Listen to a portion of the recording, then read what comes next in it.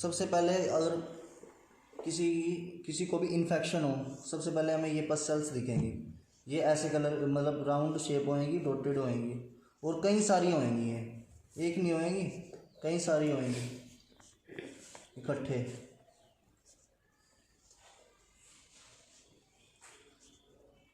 उतनी ही जितनी ज़्यादा होएगी उतना ज़्यादा इन्फेक्शन है, जितनी कम होएगी उतना ही कम इन्फेक्शन है। एक या दो ही तो नॉर्मल है वो, ठीक है, एक दो तो होती है लेडीज़ में तो, ठीक है।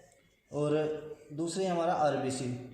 आरबीसी ये चमकेगी हमें, इसमें माइक्रोस्कोप में देखेंगे तो ये जो आउटर लेयर है ना ये चमकेंगी और बीच में ऐसी शेप होएगी, ठीक है।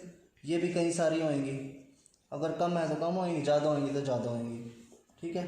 अब उसके बाद हमें पता कैसे लगेगा भाई कितनी देनी है पस सेल्स और आरबीसी कितनी देनी है हमें। मान लो ये स्लाइड है अपनी, ठीक है,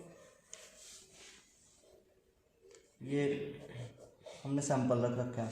उसके बाद हमने माइक्रोस्कोप में देखा ये, ठीक है। फिर उसके बाद हमें ये देखा पस सेल्स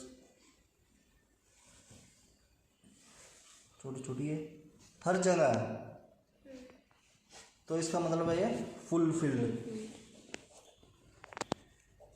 फिल्ड पस सेल्स देंगे हम। फिर उसके बाद अगर थोड़ी कम हुई, जैसे ये ऐसे हुई,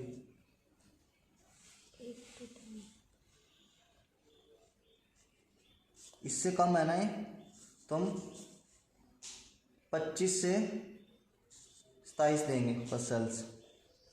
आइडिया लगा लेंगे ना, ये तो इकट्ठे थी और ये कम है। फिर उसके बाद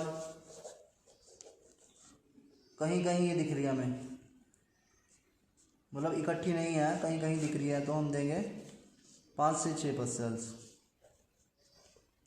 और एक दो दिख रही है तो 1 से 2 पस सेल्स।